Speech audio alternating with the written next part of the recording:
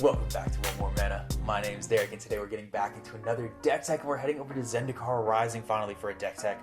I'm loving this set so much so far. I really like lands and using lands in tricky ways, and this set is giving me just more of what I need in my lands deck, so I am absolutely loving it. And there's been a few commanders that jumped out to me, but today's deck tech is extra spicy for all my Taco Bell fans out there on that Taco Bell scale. This is easily on that Diablo spice level. Very exciting. Before we get too far into it, head over to TCG Player if you want any of the amazing cards in this deck or just the awesome cards in this set. Maybe you're trying to stock up on those expeditions. TCG Player is going to have whatever you need. Use the affiliate link down below, and anything you get through that link will help support the channel. We really do appreciate all the help. But now let's get right into the deck tech now. This deck actually has a secret commander. The main commander of this deck isn't the face card, so to speak, but the face commander, obviously, we have to have it there. And that is Phylath World Sculptor, which is 4, a red and a green for a 5/5. Kind of just a strange version of an Avenger of Zendikar. Basically, when it enters, you get a 0/1 plant for each basic land you control, and then whenever you play a land, you go ahead and throw 4 +1/+1 counters onto a plant. Now, you can go plant tribal, technically. I actually looked into that a little bit. Not great. Plants have not the strongest tribe, and I'm all about underrepresented tribes in Magic, but it's a little too underrepresented for me, so I'm not going to go the plant route. But that basic land thing is really important to me, and it's really interesting, and it inspired me to build a deck around a card I've been wanting to have as a secret commander for a very long time, and that is Valakut, the Molten Pinnacle. Now, if y'all aren't familiar with Valakut, Valakut basically says when you play a mountain, if you control at least 5 other mountains, you can go ahead and just lightning bolt something. Now, in Commander, this is kind of just a mono-red staple. It's always cool late game to get the little bit of extra value to bolt things. I know in other formats it's a really powerful card.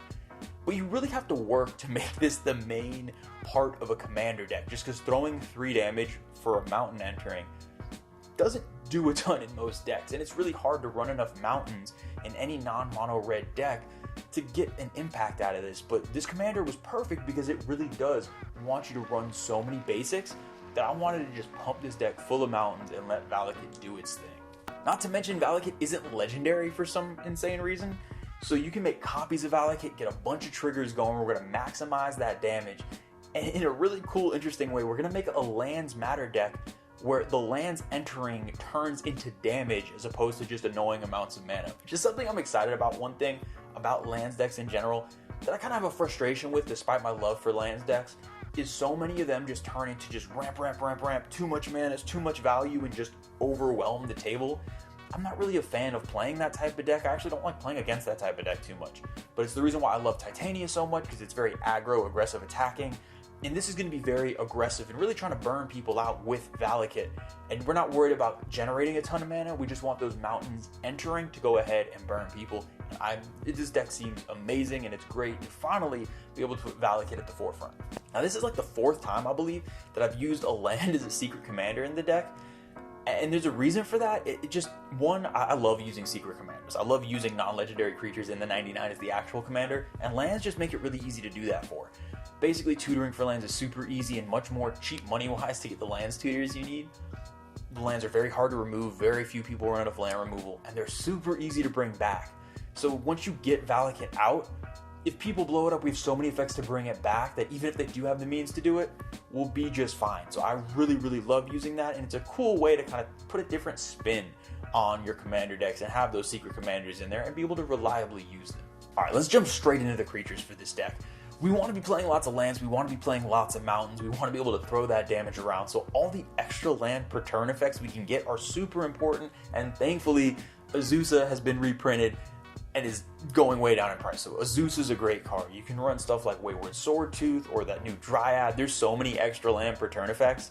Just really pick and choose whichever ones you want, as many as you can get, and that'll really help make sure you can get all those mountains out, because we want to be playing a lot of mountains and throwing that damage around. And kind of like I alluded to before, this deck really cares more about the lands entering and throwing damage around than the benefits of having a whole bunch of mana to use. So we want to maximize, because again, each mountain would only, at a base level, throw 3 damage. That's not enough to win you an EDH game most of the times. We need to maximize the damage so that Valakut can actually win us the game. So we love stuff like Chandra's Incinerator, which it doesn't increase damage to players, but it allows us to throw damage straight to face to the players and then do damage to their creatures. Because sometimes with Valakut, you're going to be forced to throw damage to creatures to keep yourself alive. This allows you to not have to make that choice to hit the players and still be able to take their creatures out. The card is awesome. Probably my favorite creature in the deck is going to be Papa Green Warden, Grandpa Green Warden, the Ancient Green Warden. And this card is so awesome. It's a Crucible of Worlds on a stick, which is already great. So if someone destroys the Valakut, just bring it right back.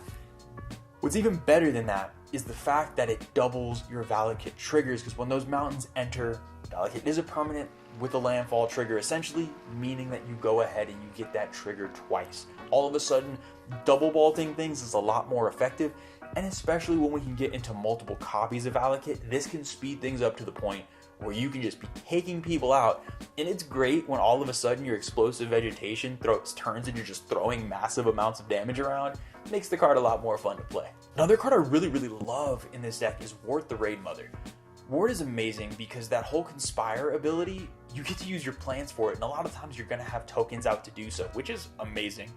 But it's also allowing us to double our ramp spells. We have so many sorcery-based ramp spells, and it really does make a difference. Again, going back to an explosive vegetation, getting 4 mountains into play by copying that effect. If we have any of these damage doubling effects or any of these multiple Valakuts out, that's a ton of damage we're throwing around off of one sorcery.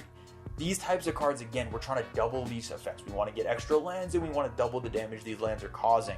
And as you get into the later game, this is going to be throwing massive amounts of damage around the table.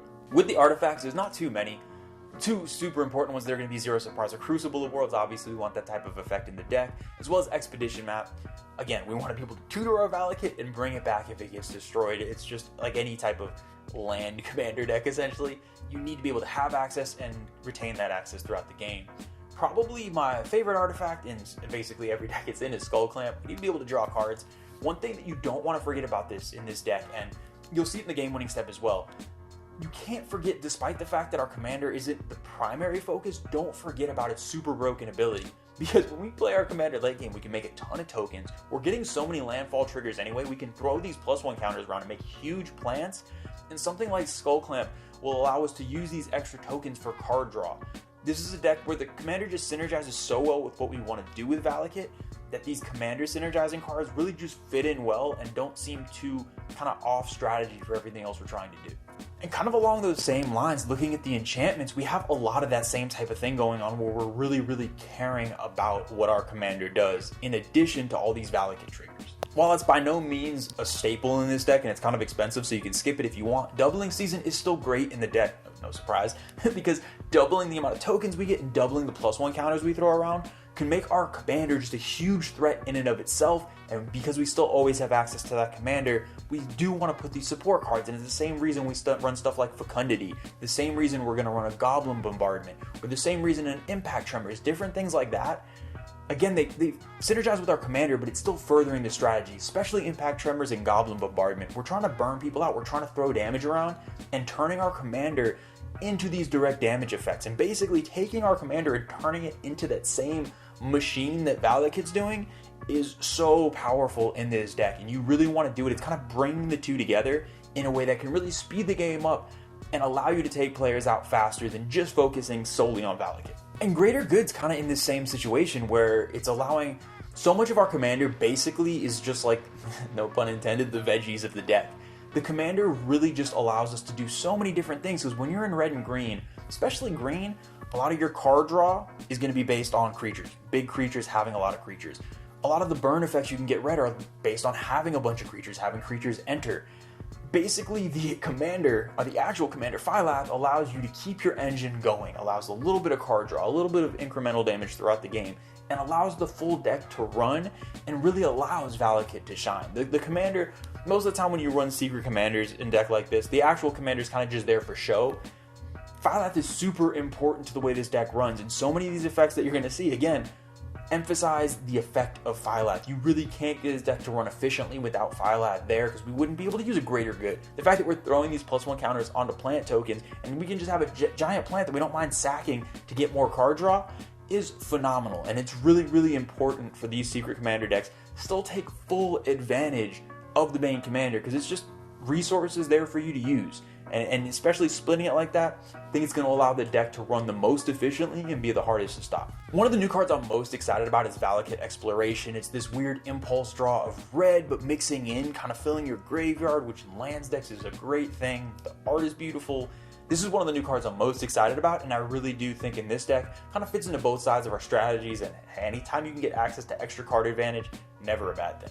Now with the instants, we're running lots of removal. Removal is going to be really, really important to us, and obviously in Gruul, instant speed removal is always the best way to do it. So run as much of the staple removal, zero surprises you're going to see popping up here. One of the cards I love the most in this deck, and in most decks would be safe for the game-winning step, but I just want to talk about it here, is Price of Progress. And it's weird to think that you play Price of Progress in a lands deck, but again, we're running so many basics. This is a great way late game to take out those players that you've been Valakuting throughout the game. You've been throwing these lightning bolts everywhere. This is a great way to finish people off. And when the majority of the time, if you look at the lands, we'll get to it in a second, but there's so many basics, and the non-basics tend to be fetch lands, so they just bring basics into play. We're not going to be getting hit for much, and this can do a lot of damage. And I just love the fact that we're in a lands deck running this card. It's a little ridiculous, but it's very effective. Now, one of the most important cards in a Secret Commander deck that you want to run in any deck you can that has a Secret Commander is Nauseous Revival. I've learned this the hard way in my Villainous Wealth deck, that this is just, you don't want your commander exiled. Now, there's not a ton of effects that say exile target lands, so you're going to be safe for the most part in that. We have backup win cons, obviously, if Valakut gets exiled. But if it gets destroyed and someone exiles your graveyard, it is a terrible feels bad. All of a sudden, you are going to plan B, and you don't want to do it. You want to stick with plan A. Nauseous Revival is just an amazing effect. You can use the Phyrexian mana, so you don't have to keep any mana up. And if anyone goes to exile your graveyard with Valakut in it, you can immediately just throw it on top of your library. This is very important. This card is very, very powerful. I would consider even looking at potentially other instant speed graveyard saving effects. I'm going to start on the low end and see how often that happens, but at the very least you want Nauseous Revival. Now with the sorceries, this is probably the overall most important category of the deck. We have so much of our sorcery based land ramp, which is obviously in a deck like this, we want all the explosive vegetations, the Kodama's reaches, the cultivates, everything that's going to get basics into play so we can throw mountains into play. In a deck like this, there's so much, they're even better than they are normally. Early game, great, we can ramp and get everything set up, but late game, all of a sudden, these late game ramp spells that you normally don't want all turn into direct damage and further our winning strategy. So these are obviously phenomenal. We also want all of the land tutor effects. Anything like Appear's Whim, Hour of Promise, everything like that. There's quite a few, and you'll see some of them popping up here. We have access to tons of different tutoring effects. We want all of them in here. I didn't mention crop rotation in the instance for the same reason. It fits into the same category of land tutors. We want as many as possible just so we can make sure we always get access to Valakut for us. Now, while this deck isn't very heavily graveyard synergizing like some other lands decks might be, don't let that stop you from running Life from the Loam and Splendid Wreck. Even if Splendid Wreck only gets you back one land and that land happens to be Valakut, is a 100% worth it. So definitely put those in there. And it's not super surprising, but I was a little bit hesitant with Splendid Wreck at first, but again, we need to make sure if our commander goes to the graveyard, Valakut can come back. It's really, really important for us. There's a couple more cards I will talk about for card draw that, again, utilize what commander gives you. When you look at Rishkar's expertise in Shamanic Revelation, again, if you're only building around Valakut, not paying attention to the commander, these might seem like a waste, but our commander is always available. It's going to be really easy for us with the amount of basics we have to be getting 5, 6, 7, 8, 9, 10 plant tokens, and Shamanic Revelation can just draw us a ton of cards. But with all these landfall triggers, we want to be stacking these +1 counters, and that's where Rishkar's expertise comes into play. These are just no surprise in how powerful these effects are, but this deck has such a weird mix of going wide and going tall that sometimes with certain decks it makes you confused. You don't know how you want to use it, which direction you want to go in, but because combat's not really what we're worried about, we can just use that to our advantage and use it for those resources of card draw and other things like that. So that is amazing. So the Power Matters type cards can actually work in this deck, despite the fact that we're not really focused on our creatures. And I know I've been talking for like 5 minutes about the sorceries at this point, but there's just so many I love. One of the newer cards that I haven't got a chance to play with before that I'm very, very excited to test out in this deck is Escape into the Wilds. This is just such a weird pseudo card draw impulse type effect in this deck, but it allows you to play an additional land. It allows you to play cards, so if you exile a bunch of lands, you can then start playing those lands, especially with our multiple lands per turn effects. This seems like a really powerful card in the deck, and I'm a big fan of it. Kind of in the same realm, we also want any wheel effects we can get because we're going to be emptying our hands so much playing all these lands. it's just we have access to such awesome card draw in this deck to enable the strategy that, again, these sorceries are just so crucial. If you look at the deck list, I've talked about a number of them. These sorceries are really going to be the key to making this deck run. Now moving on to the lands, we just want tons and tons of basics. Really the only non-basics we want are either things like a Stomping Ground, where you have the mountain type on the dual land, because then it can still trigger Valakut, or fetch lands of any kind. So Terramorphic Expanse, Evolving Wilds, all those types of things are also great in here, because while they are non-basic, they're only going to go ahead and get us basics. We want very, very few non-basics in play at any time, mainly so we can just chalk this deck full of mountains. We want tons of mountains. Ideally, you're going 20 plus mountains. Now, it can be a little risky, because if you look at the color breakdown of this deck, the deck is very, very green. So how are we going to play, 70% mountains in a green deck? It's just one of the, obviously green's super powerful, green's so powerful that it's going to allow you to basically, as long as you have any one source to green in your opening hand, it doesn't matter how many mountains you draw, because all you need is that one to be able to Kodama's Reach or Explosive Vegetation or get more access to green should you need it. I've goldfished this deck a lot, way more than I think I have for any other deck because of the color breakdown that I was kind of worried about. Never did I ever hurt for access to green despite the heavy, heavy presence of mountains, and I just love how it's not hurting us in any way. Now, it's going to look weird untapped out. The deck shows so heavily skewed towards green in the cards and so heavily skewed towards mountains in the basics. But again, I've tested this a lot. It's not going to be an issue because of the way green ramps. You're always going to have access again. Always make sure you have at least one card in your opening hand that can get you green, and outside of that, you'll be fine the rest of the way. Now, obviously, the most important card in the deck is also in the lands, and that is Valakut. But within these lands, we need ways to clone it as well. We want as many triggers as we can get, and that's going to be through stuff like Vesuva, through stuff like Thespian Stage, through stuff like, I didn't mention it in Artifacts because I was saving it for here, but through stuff like Mirage Mirror, so we can get as many copies of Valakut as possible and really, really maximize that damage. Alright, now that's going to do it for all the categories. Let's move on to the best part of every deck, that game-winning step.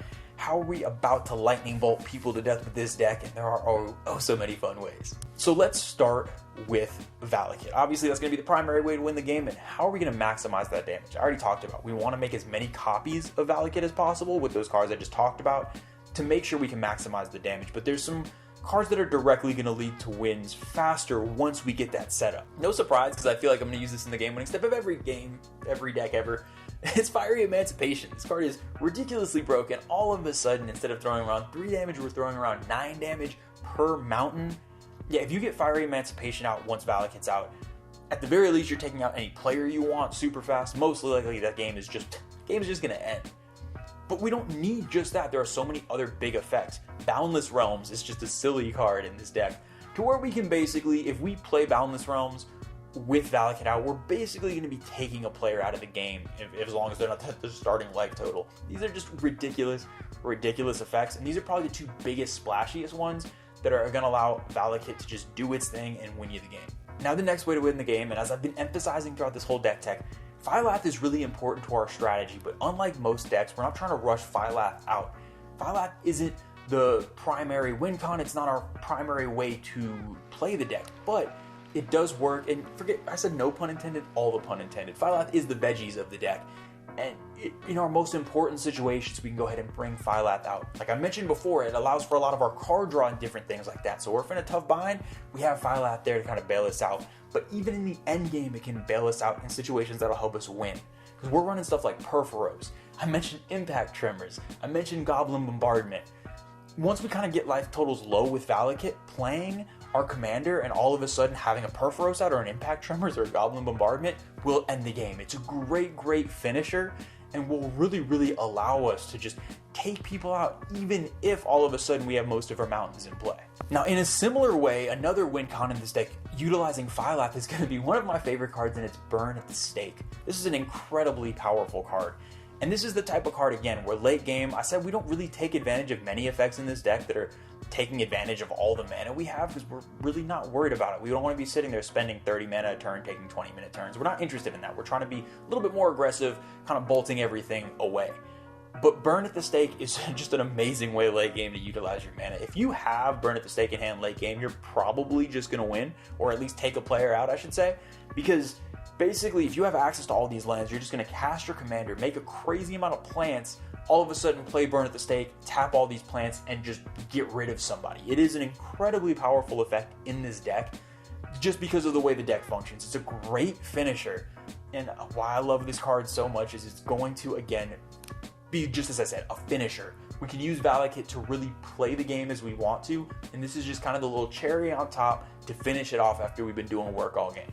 Now that is going to do it for this week's deck tech. I really hope y'all enjoyed it. This is one of the decks I've been most excited about that I've built.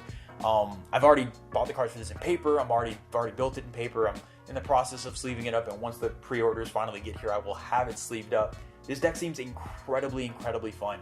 I mentioned it earlier, lands decks are very fun to play, but they can be hard and annoying to play against in certain circumstances. Make sure if you're playing a lands deck, have a definite win con. Have something you're trying to progress outside of just flooding lands.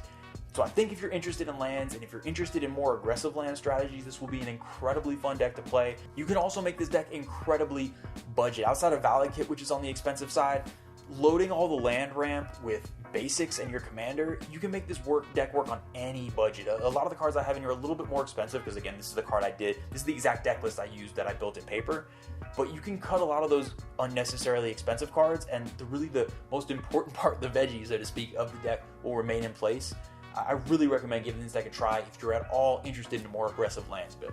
As always, a huge shout out to all the patrons. We love and appreciate y'all so much. Mentioned last time, tons and tons of stuff to come. We got plenty to come from Zendikar Rising. This seems like such a fun set. Really excited about it. And before we know it, the Commander player's dream, or hopefully dream, hopefully not nightmare, of the Commander Legends will be here with the infinite combinations of partners. Hopefully no more Thrasioses. And it's just insane. It's a very exciting time for Commander. So much to come. But until then, I will see y'all next time.